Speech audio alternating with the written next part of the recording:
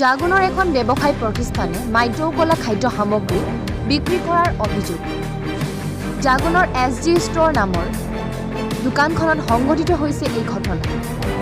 অভিযোগ অনুসৰি কালি নিশা SG store নামৰ দোকানখনৰ পৰা এজন গ্ৰাহকে দুবিধমান বিস্কুট ক্ৰয় কৰিছিল। ঘৰত গৈ সেই বিস্কুট নিজৰ সন্তানক খাবলৈ দিয়ে যদিও এটা নে দুটা খাওঁতে ই পেট বিষোৱা বুলি কোৱাত বাকী বিস্কুট থৈ দিয়ে। পুৱা পিতৃয়ে নিজৰ কন্যাক আকৌ বিস্কুট খাবলৈ দিব লওঁতে দেখে যে এবিধ 2024 আৰু আন এবিধ 2025 চনতে মাদ্য উকলিছিল।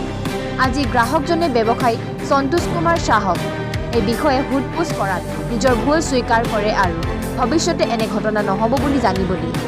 কিন্তু প্ৰশ্ন হ'ল মাদ্য উকলি যোৱাৰ পিছতো দোকানৰ ৰেকত তেনে খাদ্য সামগ্ৰী ৰাখিছিল কিয়? মানুহৰ স্বাস্থ্য হানি কৰিব পৰা এনে কাৰ্য প্ৰতিৰোধৰ বিভাগীয় কৰ্তৃপক্ষই কি ব্যৱস্থা গ্ৰহণ কৰে সেয়া লক্ষণীয় হ'ব। জাগুনৰ পৰা প্ৰদীপ বৰগোহাঁইৰ ৰিপৰ্ট, টাইম 60 অসম ডিজিটেল। কেইদিন পৰা মানুহ নাই। এই মানুহ কেনেকৈ দিলা তুমি? মইতো কালি মোৰ ভুল হৈছে, মই মানিছোঁ।